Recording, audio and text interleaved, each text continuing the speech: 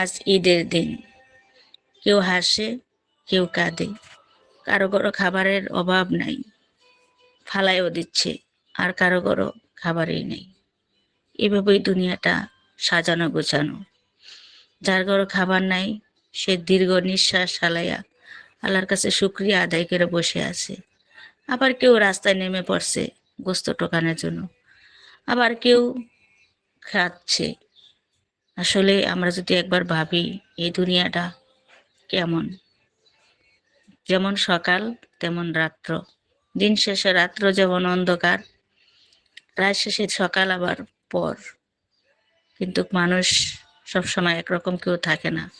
আজকে কেউ আছে আর অন্যের নাই, তো আগামী দিন তার থাকতে পারে, তার নাও থাকতে পারে।